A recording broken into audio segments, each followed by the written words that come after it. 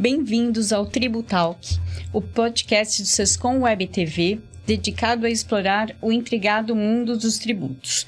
Hoje estamos com um episódio especial IR. Eu sou Carla Chiomento, estou aqui com a minha colega de bancada, Fátima Macedo.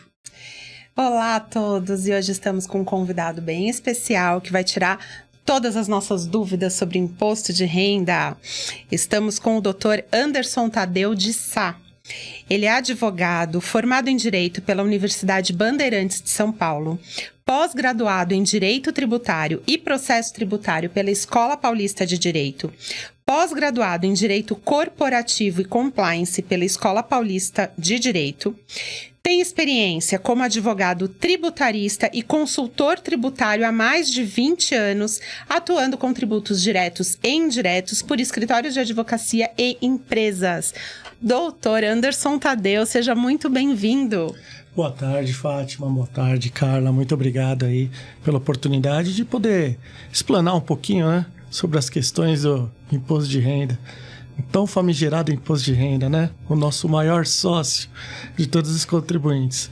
Espero que eu possa elucidar todas as questões de você e muito obrigado por esse bate-papo aí. Nós que agradecemos. Doutor Anderson, a gente vai estar aqui num bloco falando de bens, espólios e ganho de capital. Vamos procurar aí esclarecer as dúvidas, né, do pessoal que está nos assistindo.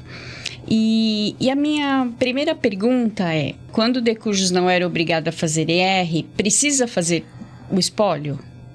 Sim, uma boa pergunta, são assuntos interessantes, né? Sempre traz muita dúvida na cabeça dos contribuintes. E nessa questão do Decujus, que é o termo técnico, ou falecido, né? Que é a pessoa que faz. Quando o falecido, vou utilizar um termo popular, ele não era obrigado a fazer a declaração de imposto de renda. Porém, veio a falecer. Só que ele tinha bens. O que acontece? Ele tem que abrir o inventário. Não é porque ele não era obrigado a fazer a declaração de imposto de renda, mas tinha algum bem, vai ter que abrir o inventário. E aí o que vai acontecer? Ele vai ter que entregar a declaração de espólio. No final, mesmo não tendo entregue a declaração de imposto de renda antigamente. Um exemplo, ele tinha um bem, um automóvel avaliado em R$50 mil e não era obrigado a declarar o imposto de renda. Certo. Porém, ele faleceu, é uma herança que vai passar para os seus herdeiros, foi feito o inventário, cada herdeiro recebeu seu quinhão, e aí o que vai ter que acontecer? Entregar a declaração final de espólio, para informar a Receita do falecimento e que esse bem foi transferido aos herdeiros. Se o inventário demorar, né, a partilha demorar para sair, precisa fazer as intermediárias ou nesse caso não? Não, vai fazendo a cada ano. Hoje, por ser um bem, nós temos dois tipos de inventários, tá? Sim. O judicial e o extrajudicial. O extrajudicial é rápido, em coisa de 2-3 meses você consegue finalizar, no mesmo ano calendário. Quando for fazer a declaração no ano que vem de final de espólio, você consegue entregar. Digamos que faça o judicial. O judicial já demora um pouco mais. Pode ser que demore mais de um ano. Então, a cada ano, você tem que fazer a abertura, a intermediária, até a finalização do espólio. Entendi. Quando teve a finalização do espólio, por exemplo, em outubro de 2023, nesse ano de 2024, entregaria. O falecido foi em 2020, demorou esses 3 anos. A cada ano ele vai entregando a declaração de espólio. Aí a inicial, a intermediária, até finalizar. Até finalizar. Entendi. E nesse caso, quando os bens eles são inventariados por um valor maior do que era declarado no imposto de renda. Então, isso acontece muito. Na declaração está lá a casa por R$30 mil, que vem lá de trás. Quando vai inventariar, pega o valor venal. E aí tem lá 150 mil no inventário. Quem paga esse ganho de capital? Incide imposto de renda nesse ganho? Como que funciona? Isso aí também é uma questão que traz muitas dúvidas. Muita dúvida. Né, para as pessoas. O que acontece? A pessoa ela tinha um imóvel lá declarado no seu exemplo, de R$30 mil. Faleceu. Quando foi fazer o inventário, pegou ou o valor venal ou o valor de referência do município, digamos que seja R$150 mil, vai ter um ganho de capital. A Receita vai querer cobrar o imposto de renda. E quem que vai ser o ente arrecadador? Vai ser o inventariante, não vão ser os herdeiros. Os herdeiros vão lançar na sua declaração que recebeu por modo de inventário, por falecimento, né, por sucessão. Porém, o ganho de capital, quem vai recolher é o inventariante. E quando que é o prazo de recolhimento dele? Ele tem até o último dia do mês subsequente a assinatura do final do espólio.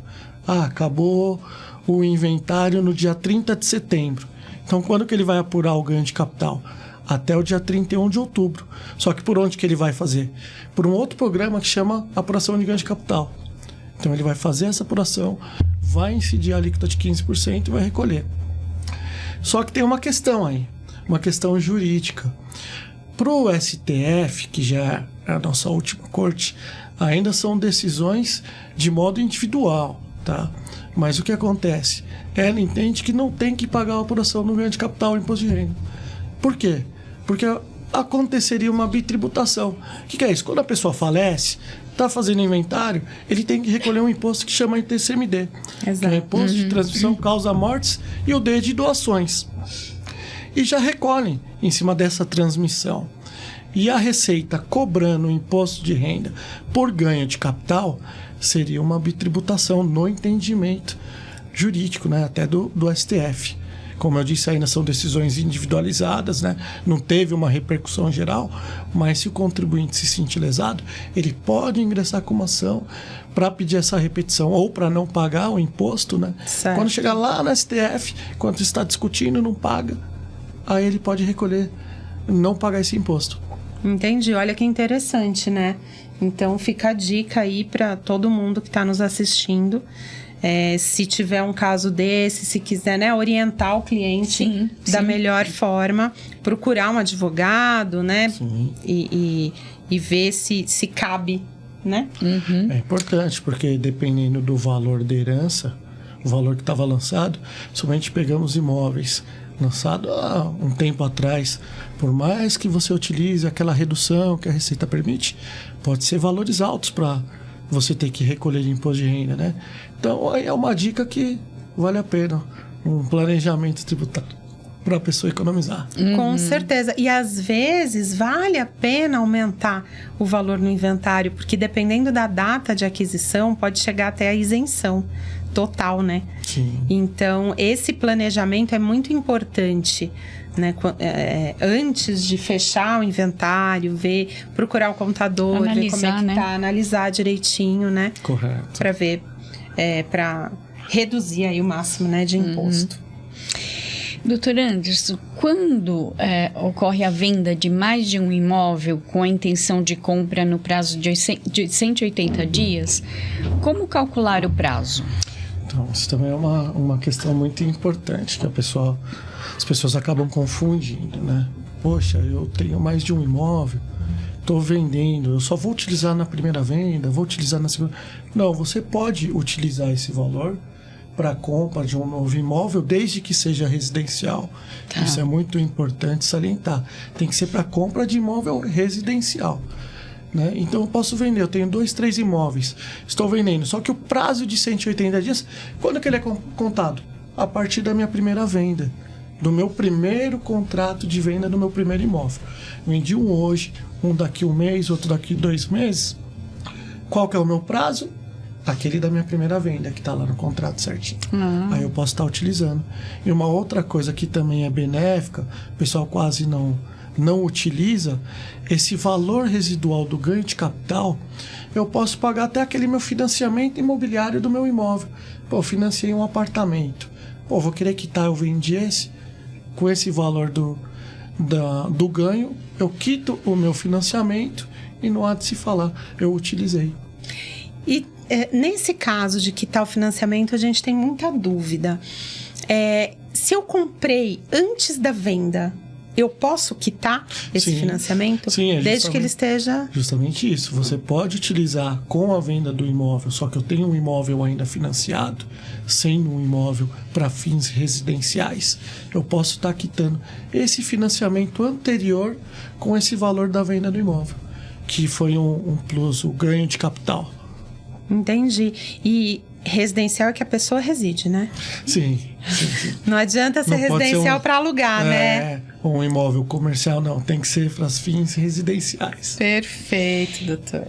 E ainda assim, dentro desse assunto, né, posso utilizar a isenção em mais de um imóvel, considerando aí um prazo de 5 anos para uma nova utilização?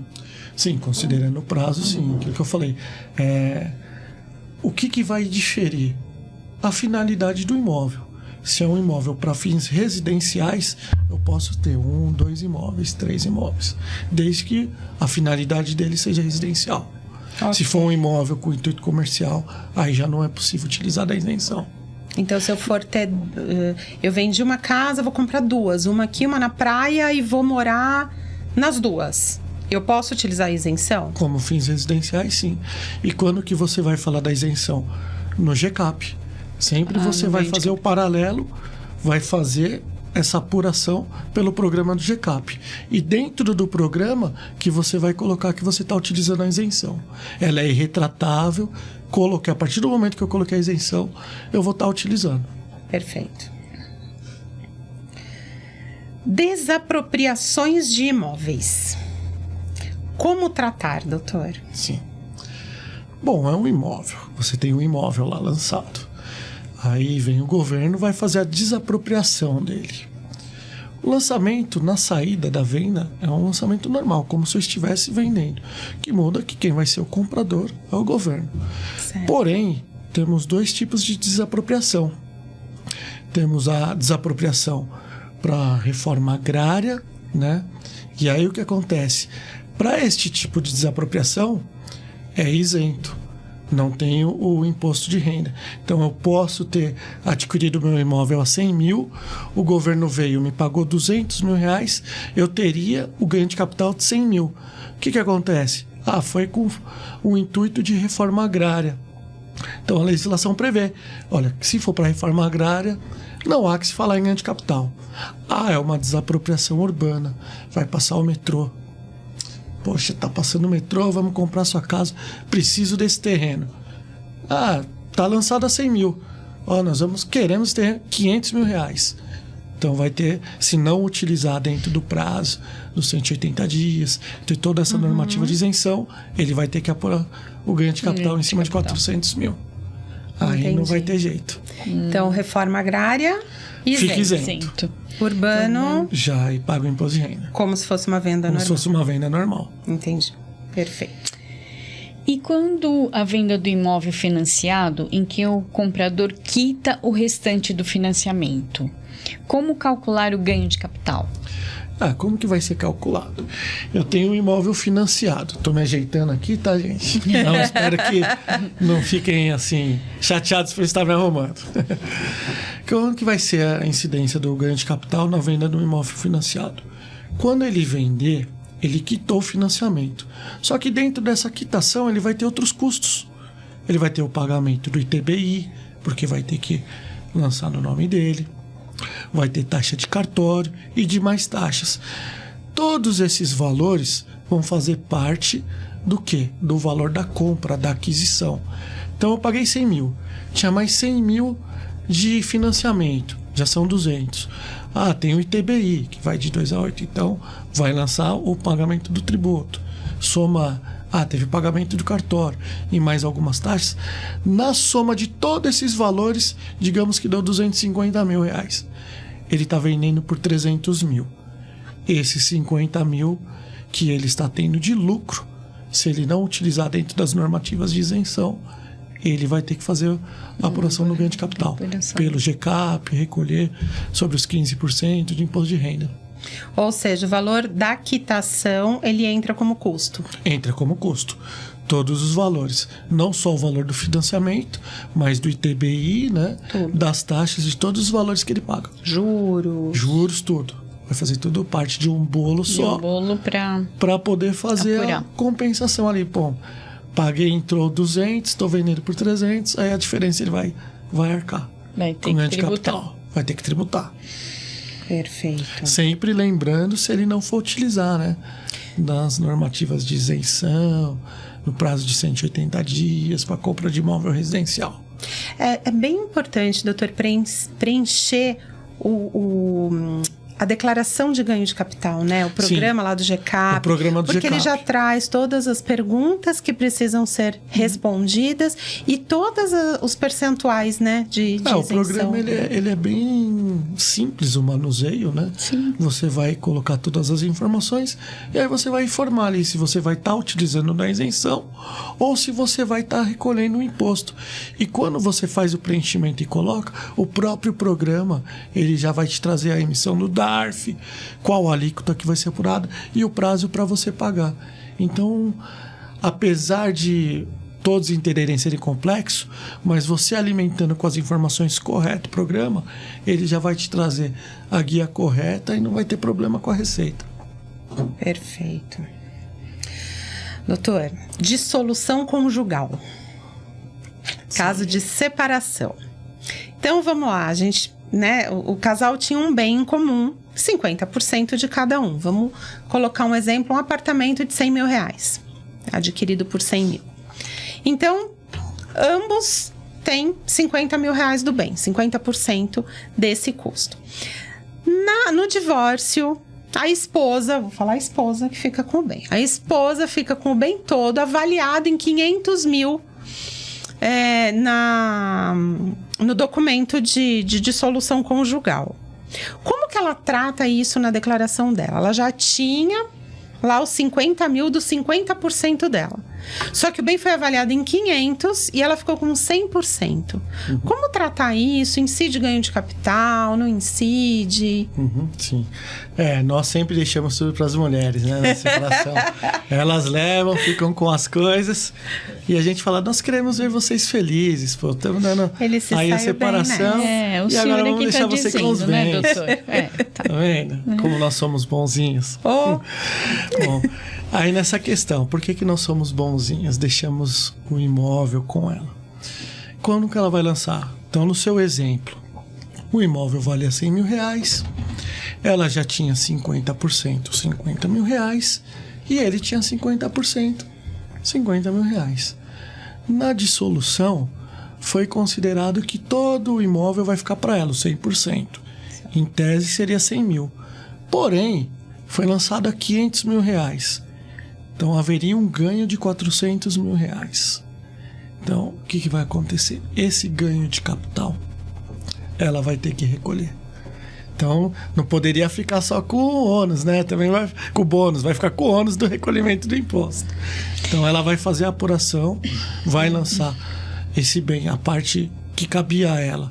Ela lança em rendimentos isentos e não tributáveis na linha 19, que é o que? Dissolução conjugal, e a parte da apuração ela vai tributar. Então, ela lançaria 50% como isento. Como isento, que já seria que dela. Já é dela. Ela vai lançar o imóvel normal, vai lançar na coluna, lá no item bens e direitos, na discriminação, um imóvel residencial na rua X, avaliado em 500 mil, ficou em minha propriedade por meio do divórcio, que foi feito ou no cartório, ou via judicial, número do processo, tudo certinho. Colocar lá quanto que ela tinha no valor do bem. Situação em 31 de dezembro de 2022, o 50% dela. E em 31 de dezembro de 2023, a totalidade. Certo. Então, uma parte vai lançar em isento, que já era dela, né? Na linha 19. E o valor que ela recebeu a mais, que foi considerado maior, ela vai ter que fazer a apuração do ganho de capital pelo GCAP e fazer o recolhimento. Tá, perfeito. Doutor Anderson, na doação de bens com atualização de valor, o contribuinte doou um apartamento adquirido por 150 mil. E na escritura de doação é feito de forma atualizada no valor de 300 mil. Essa atualização é sujeita a IR? Quem deve pagar, o doador ou o donatário? Certo. Uma boa pergunta também. Sempre gera muitas dúvidas, né? E o que acontece? Infelizmente vai ter que pagar o ganho de capital. Tem que pagar. Por quê? Ele estava lançado na declaração por 150 mil, por exemplo, e foi doado a 300 mil, né? Então, houve esse ganho em cima de 150 mil. E quem que vai fazer o recolhimento do imposto? Quem vai fazer o recolhimento é o doador. Além dele dar o imóvel, ele vai ter que recolher. Essa é a diferença, tá? Do ganho em cima, novamente, em cima do programa do GCAP, vai fazer o recolhimento. Só que aí também tem uma observação. É semelhante ao caso da herança. No caso da herança, quem recolher o inventariante poderia entrar com a ação judicial. E aqui é o mesmo caso, só que é o caso do doador, que ele pode ingressar com uma ação, falar, poxa, que também incide na doação o TCMD. Lembra lá, era Imposto de Transmissão Causa Mortes, e o D, que é o doações. Então é o mesmo fato gerador. Eu estou doando. Então o ITCMD, que é o D, doações, é um imposto que eu recolho para o Estado. Se eu já estou recolhendo para o Estado na transmissão, como que eu vou recolher o imposto de renda? Na transmissão, o mesmo fato gerador. Então, judicialmente, você pode ingressar, o contribuinte pode ingressar com uma ação para não pagar esse imposto de renda de ganho de capital nessa diferença. Entendi. Mais uma dica aí, né? Então, a gente está falando de bens e esse ano foi muito divulgada a questão dos criptoativos, né? Já é obrigatório, já há bastante tempo, declará-los. E agora as criptomoedas, a gente tem que colocar o código, né? Se tem alguma corretora ajudando a fazer esses investimentos e tal. E, além das criptomoedas, a gente tem os NFTs, né? Que é os Non-Fungible Token. Espero que eu tenha falado certo. NFT, para quem não sabe, é um bem virtual, né? Mais ou menos isso. É um bem adquirido no mundo virtual, que custa, às vezes, muito dinheiro, né? Tem uns que são muito caros. E quando eu vendo isso, doutor? Quando eu vendo um NFT. O NFT, ele já tem que estar lá, né? Eu tenho que declarar ele como bem na minha declaração. Quando eu vendo, é o mesmo tratamento da minha casa, lá de tijolinho? Então, vamos lá sobre as criptomoedas. O que acontece? A Receita, ela vê ainda uma coisa, não vou dizer obscura, mas ela traz muitas questões, não tem uma regulamentação específica, apesar de ter saído uma instrução normativa da Receita Federal, mas ela não abarca todas as possibilidades de criptomoeda. Então, a cada ano ela vem modificando na declaração. E nesse ano, realmente, o que aconteceu? Você tem, ela é um bem como uma casa, um automóvel, né? Então, ele é considerado um bem, você vai lançar na ficha de bens e direitos. E no Código 8, que é o que? É um criptoativo. E dentro do Código 8 criptoativo, foi colocado mais uns códigos para colocar. Por exemplo, criptomoeda é o Bitcoin, é o Código 1. Eu tenho o Código 2 e a NFT, que é o que você disse, ela é o Código 10. O que ela é? Ela é para bens intangíveis, né? O Bitcoin, ele é um bem tangível. Eu posso estar trocando. Se eu tenho uma nota de R$100, eu vou trocar por um Bitcoin que vale R$100. Então, é um bem tangível. O que vai diferenciar essas NFTs? Que elas são para bens intangíveis. Posso ter um direito autoral, que é um valor. Eu posso ter uma obra de arte do Van Gogh, que é uma coisa que é específica. Ele que pintou, não vai ter uma igual. Então é um bem intangível. Também. Então ela vai ser lançada com o código de NFT, o código 10. Na parte de descrição, vai colocar ali todo o que caracteriza essa NFT. Olha, eu adquiri essa NFT, que é referente a esse bem intangível, no valor de R$10. Vai colocar todas as descrições. Vai colocar por onde que ela adquiriu, né? Qual que foi a exchange que ela comprou, que é a que comercializa as criptos, CNPJ, toda a descrição, qual que foi o seu valor médio, todos os custos, vai incluir taxas, corretagem, chegou a um determinado valor, colocou lá, cheguei a um valor de 10 mil reais, por exemplo, tudo bem, vou estar vendendo essa NFT, tem alguém que vai estar comprando, eu estou vendendo essa NFT a 50 mil reais. Bom, se eu adquirir todo o meu custo foi 10 mil e eu estou vendendo ela por 50, eu tive ganho de capital. Novamente vou me recorrer ao programa do GCAP, fazer todos os lançamentos, venda de cripto, vou colocar qual foi o meu valor de aquisição, que o valor de aquisição não é só o que eu paguei, é todo o custo dela, corretagem, taxas, todos esses valores, e colocar o valor da venda. Se eu tive esse ganho em cima de 40 mil, eu vou ter que estar recolhendo ganho de capital normal. Como se fosse qualquer outro. Como se fosse minha casa, como se fosse um bem. Como se fosse um bem normal, um bem corpóreo, como a casa, um barco, o iate da Carla, que ela gosta de passear. Acho que ele está olhando as redes sociais, sim. Quer dizer, a gente não escapa do ganho de capital, né? Não. Aumentou o valor, vendeu por outro valor e... Assim, só vai escapar quando? Por exemplo, você só vai pagar para vendas, tá? Não é o lucro. Para comercialização acima de 35 mil reais. Então, se eu vender uma NFT, uma cripto, até 35 mil reais dentro do mês... Se eu tiver o lucro acima de 35 mil, o lucro que eu tenho, eu apuro o ganho de capital.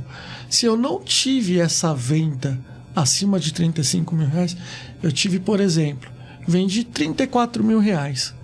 E o meu lucro foi de 30 mil reais. Eu comprei por 4 e vendi por 34.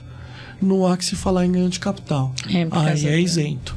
Entra na isenção. Entra naqueles bens de pequeno valor que eles chamam, né? Sim, que seria semelhante a isso. Mil, aí esse valor ele vai entrar como rendimento isento, né? Lá no item 5. Para ações da bolsa 20 mil e outros bens 35, ele entra nesse caso. Perfeito. Lembrando, né, que eu só vou fazer a obrigatoriedade de declarar a cripto se eu tiver aí são todas as criptos. Até 5 mil reais. Se eu tiver menos de 5 mil reais, seja NFT, seja Bitcoin, aí eu não tenho obrigatoriedade de declarar. Mesmo que eu esteja obrigado a entregar a declaração. Mesmo que esteja obrigado a entregar a declaração. Perfeito. Tá. Bom, só complementando da criptomoedas, então... O doutor já comentou que tem o 8 é o campo para declarar a criptomoeda, né? E pela sua explanação, o documento que eu tenho que pedir para o meu cliente é o documento na corretagem que ele fez. O que eu tenho que pedir? O que ele vai pedir? Nós temos 2 tipos de fazer a operação com cripto. A minha wallet privada, que é o quê? Eu tenho a minha carteira privada, eu mesmo faço operação, eu mesmo, então eu sou um autocustodiante. Certo. Então eu vou ter toda a posse dos documentos, eu vou ter minhas planilhas, eu faço os levantamentos. Só o que é o mais usual? Eu utilizar de uma corretora. Ela é chamada, o termo técnico, exchange, porém ela faz o quê? Ela que vai fazer a carteira, a aplicação, Bitcoin, as NFTs. É mais seguro. Então ela que vai estar fazendo. Então ela é a detentora das informações. Então eu vou pedir, o cliente tem que pedir o quê? Chegar na corretora e falar: eu preciso do meu informe. Do informe de rendimento. Para eu poder fazer a declaração. A única que tem um pouquinho de dificuldade é a Binance. Por quê? Porque quando você vai fazer o lançamento por meio de uma corretora, você tem que colocar o CNPJ dela, que foi um campo novo criado para essa declaração. E ela, mesmo sendo operação no Brasil, aqui ela não tem. E ela não fornece. Você pode mandar para o saque: olha, eu preciso. É uma dificuldade para poder. Então, pela Binance, ela que traz um pouquinho de dificuldades. Agora, mercado Bitcoin, as outras corretoras, elas já passam todo o informe. Perfeito. Então, o contador que não sabe por onde começar fala para o cliente pedir o informe para o imposto de renda para corretor. Se ele for autocustodiante, ele tem as informações planilhadas, de preferência, né? Planilhadas, tudo sempre por valor de aquisição, né? Custo médio de aquisição, sim, certo? Lembrando sempre que esse valor de aquisição, né, engloba todos os custos. Sim. E ali é uma coisa também que é interessante. Quando você vai lançar na declaração de imposto de renda, que você colocou o descritivo tudo certinho, quando você for lançar em situação do bem em 31 de dezembro de 2023, é o valor do custo da aquisição, não o que valorizou. Por exemplo, eu adquiri em outubro a R$8.000 em bitcoins. Só que essa mesma quantidade teve a valorização, digamos que em 31 de dezembro de 2023, valesse 10 mil. Não, eu vou lançar o meu custo de aquisição, é 8 mil, não o que ela valorizou. Mesmo que eu tenha adquirido ela na metade do ano calendário. E é importante falar que se perdeu também, né? Se eu comprei, sim, por 1.000 e hoje vale 10, não, é os custo 1.000... de aquisição. Exatamente. E aí, pelo custo de aquisição, é que eu sei se eu estou obrigado a declarar ou não. Sim. Então, se passar 5.000 de custo de aquisição, eu tenho que declarar. Você tem que declarar. Mesmo que não estiver mais valendo nada. Mesmo que não tenha mais valendo. Chega no final do ano, poxa, perdi, tá valendo 100. Não, foi pelo seu custo de aquisição. Perfeito. Tá certo. Doutor, me surgiu uma dúvida sobre bens em comum. A gente falou de cônjuges, né? Da dissolução conjugal. Quando eu tenho um bem junto com o meu marido, eu preciso declarar 50% na declaração de cada um. Eu sou obrigada a declarar só na declaração de um. Como que funciona isso? Como que são as regras para o bem, que chama mesmo unidade familiar, né? Do cônjuge? O que acontece? Sobre os bens em comuns no casal, nós temos diversos tipos de regimes de casamento. Então nós temos comunhão universal de bens, que aí se comunica de um modo geral, comunhão parcial de bens, que vai entrar, qual que vai ser o bem comum? Adquiridos da data do casamento em diante. Então isso a gente fala de bem comum. Quando a separação obrigatória não há que se falar, e separação total também não há que se falar. Então vamos falar dessa parte do regime de comunhão universal e comunhão parcial, que é o mais usual.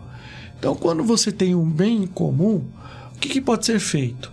Pode ser declarado, caso o casal faça a declaração separado, cada um faz a sua, vai ver o planejamento, o que pode dar mais restituição, tudo.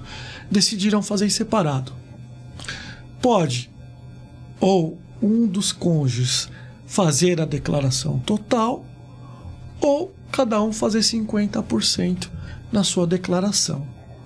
Caso eles optem por fazer, poxa, faz na sua declaração então, só um vai declarar, o cônjuge que não declarou, o que ele vai ter que fazer? Vai ter que entrar na sua declaração, bens e direitos, vai colocar lá como código 99 outros bens, e na parte de descrição ele vai colocar o bem comum foi informado na declaração, aí vai colocar o nome do esposo ou da esposa que declarou, RG, CPF e o valor do bem.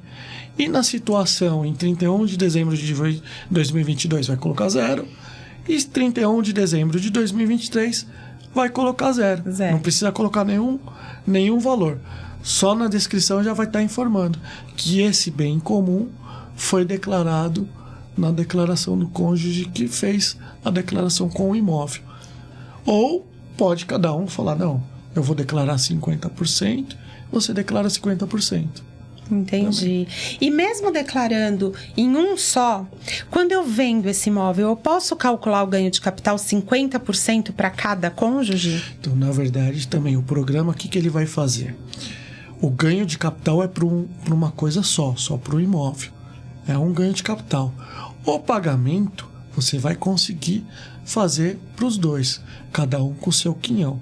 Porém, vai incidir o ganho de capital sobre a totalidade do imóvel. E na hora do pagamento, fazer a meação com cada qual fez a sua declaração. Mas o pagamento é um só. O pagamento é um só. mas feito um só. E aquele cálculo, por exemplo, de isenção de bens até 440 mil, por exemplo, que único imóvel entra como isento. Então, aí ele entra para o bem. Não para o bem. Para o bem. Entendi. Isso aí, né? Pelo percentual. Porque é um bem, cada um está com seus 50%. Mas a apuração do ganho de capital é em cima do bem. Tá, entendi. Me surgiu aqui uma questão, escutando vocês falarem, vocês estão falando de bens, né? De marido e mulher, esposo e esposa, né? E quando que a gente tem um bem em conjunto que não são cônjuges? Né? Como é que a gente trata isso? Fiz aí, tem um sócio, um amigo, um irmão? Pode acontecer hoje muito, né? Na compra por cota. Se eu compro um barco, cada um tem uma cota. Um imóvel, cada um tem um quinhão. Então, cada pessoa que detém esse quinhão, eu tenho um barco e é 25% para cada um. Então, cada pessoa detentora desse quinhão vai fazer o lançamento na sua declaração. Na parte de bens e direitos, vai colocar lá o código barco, seja uma casa, um automóvel, um terreno. E na parte de descrição, vai colocar ali certinho a descrição do bem, a sua participação dentro desse bem. Pode até colocar o valor total ali, só que na parte da situação ele vai colocar o valor correspondente ao seu percentual dentro deste bem. Mas aí cada um tem que fazer a sua declaração. Não vai ser diferente dos cônjuges, que um cônjuge pode declarar e o outro vai colocar lá no Código 99, não. Quando é um bem partilhado, só que não tem nenhuma relação de afinidade de ser marido e mulher, cada qual vai fazer a sua declaração, colocando o seu percentual. Perfeito. Vou pensar em dividir meu iate. Eu vou pensar. Por favor, comigo. Doutor Tadeu, a gente já falou bastante sobre bem, sobre ganho de capital, sobre espólio. Eu gostaria que o senhor desse algumas dicas. O que o senhor pode falar para os nossos ouvintes, na grande maioria contadores, mas pode ter o contribuinte também, para não errar, para declarar certo, declarar com o contador. Nessa área, o que o senhor recomendaria? A primeira coisa que eu sempre recomendo é ter todos os documentos em mão. O que acontece com os contribuintes? Às vezes eles vão mandando para o contador ou para o advogado a conta-gotas. Aí o contador, quem está fazendo a declaração no contribuinte, tem que falar: olha, faltou um extrato. Olha, você tem imóvel. Olha, você paga pensão alimentícia. Então, esse é o maior problema. Então, o que sempre tem que ficar atento? Ter toda a documentação, ver com o contribuinte, com o seu cliente, se ele tem algum tipo de bem diferente, se tem criptoativo, se tem imóvel, se ele tem uma empregada na residência que é passível de dedução. Então, pegar todas as informações antes de você iniciar a declaração. Estando em posse de todos os documentos, aí se atentar a cada campo, lançar certinho, verificar as alterações, que antes era até 40 mil rendimentos isentos, agora é 200 mil, ver todas as alterações, se está certinho, para você poder fazer o lançamento no campo correto. E ter todos os informes de rendimento que acontece também. Às vezes o contribuinte tem aquela casinha de aluguel, que acha que não vai dar problema algum, não vou informar. Só que aí quem pagou o aluguel informou, a Receita vai e te coloca na malha fina. Então sempre ficar atento a toda a documentação, para não ter nenhum problema com a Receita. E o retrabalho de fazer a retificadora. Exatamente, né? É um papel bem assim nosso, mas ajuda muito quando a gente... Até o objetivo do nosso podcast é esse, tá? E tal, assim, passando orientações mesmo para... fazer com que o contribuinte, né, ou quem estiver nos assistindo, pensar mesmo de recolher a documentação, porque o pessoal acaba deixando, não é que até deixa por último, é que realmente esquece aquilo que fez, né, durante pensa que não tem importância. Que não tem importância, né? Que não vai modificar e isso nada. afeta, sim, tem afetado muito, né, na questão de retifica uma vez, retifica outra vez, que a pessoa vai lembrando, né? Então é muito, muito importante essa dica. Muito bacana, né, Fátima? Pois é. Doutor Tadeu, nós agradecemos aqui a disponibilidade de estar no Tributalk conosco e gostaríamos das suas considerações finais. Eu que agradeço desde já a oportunidade de estar explanando um pouquinho, né? Sobre o imposto de renda, que sempre as pessoas ficam com muitas dúvidas. É um emaranhado de informações, mas se você tem todos os documentos, acaba se tornando simples, né? Então, novamente, Carla, obrigado pela oportunidade. Fátima, obrigado, prazer em conhecê-las. E sempre que precisar, eu estou à disposição aqui para esse bate-papo gostoso, né? Para dirimir todas as questões aí e poder ajudar um pouquinho o contribuinte para fazer a declaração de um modo correto. Obrigado, meninas. Maravilha. Nós que agradecemos, doutor. Nós que agradecemos. Eu sou Carla Chiomento. E eu sou Fátima Macedo. E nós esperamos vocês no próximo episódio do Tributalk. Até lá.